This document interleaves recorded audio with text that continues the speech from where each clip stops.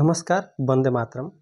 जगन्नाथ स्वामी नयन पथगामी भव तुमे जय जगन्नाथ। पवित्र रथयात्रा उपलक्षे समस्त सनातनी हिंदू मानक अनेक अनेक शुभेच्छा अभिनंदन। जगतर नाथ जगन्नाथ पाखरे एतिकी प्रार्थना, समस्ते सुखरे रुहंतु, शांति रुहंतु, समस्ते निरोग रुहंतु, समृद्ध रुहंतु, समस्तंकर जीवन मंगलमय हो, सनातन हिंदू धर्मर जय हो, विश्वर कल्याण हो, अधर्मर नाश हो। विश्वर सबुठारु बड़ ठाकुर महाप्रभु जगन्नाथ, विश्वर सबुठारु बड़ दांड श्रीक्षेत्र रे कोटि कोटि लक्ष लक्ष भक्तंकर समागम हो। यही दिन को प्रत्येक जगन्नाथ प्रेमी चाहि बसी थांती, कारण विश्वर सबुठारु बड़ पर्व होची आम रथयात्रा। विश्वर प्रत्येक कोण अनुकोणरू श्रीक्षेत्र को धाई आसती वर्ष को थरे प्रभु जगन्नाथंकर पहंडी विजय को देखिया पई।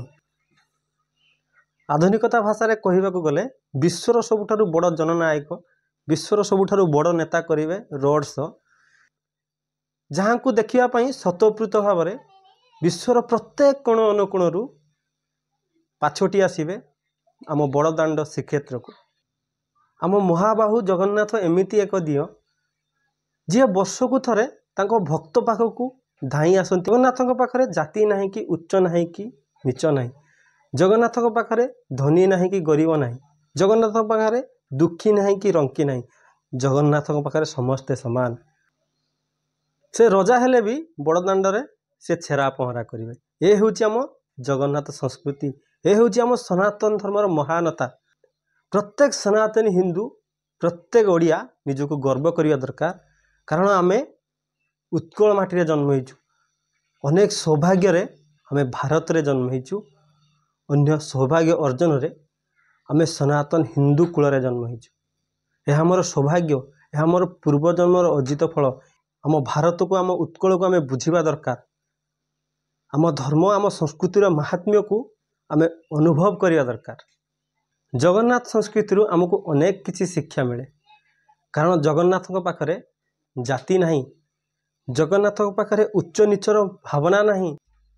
वर्तमान अधिकांश लोक पाश्चात्य सभ्यता, पाश्चात्य नीति नियम को अनुकरण करी आम सभ्यता, आम संस्कार को भूली जाउछंती। समस्ते निज पिला माननकु टंका इनकम करिवार मेसिन बनै दउछंती, जार परिणाम बापा माँ शेष समय रे वृद्धाश्रम रे रहउछंती।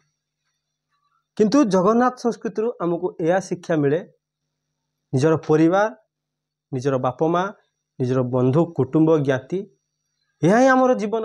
यह सनातन हिंदू धर्म सर्वदा परिवार उपरे आधारित, संस्कार उपरे आधारित। सेहिथिपाई तो आम महाबाहु निज भाई भौणी सहित मंदिर रे बास करती। आम जगन्नाथ संस्कृति यह भी शिक्षा लाभ करे, से भगवान हेउना कहीं कर्मर फल समस्त को मिलिबो। स्वयं भगवान हेले भी ताकू कर्मर फल मिलिबो। वर्तमान मतलबी दुनिया रे समस्ते स्वार्थ रे बंधा होइछंती, किंतु जगन्नाथ संस्कृति हमको यह शिक्षा दिए, निजर परिवार, निजर ज्ञाति, निजर कुटुंब, निजर संपर्कीय समस्त को बांधी ही रखिबा दरकार। तो महाबाहु वर्ष को थरे ताको माउसी घर को जाती।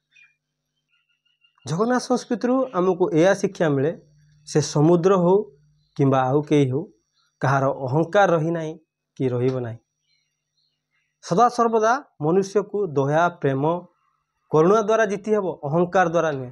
आम जगन्नाथ संस्कृति विषय रे जदि वर्णना करिबा ताले जेते कथा कहिले भी हमको कम पड़ियो। जगन्नाथ केवल 4.5 कोटी ओडियांकर नुहे, से होचंती जगतर नाथ,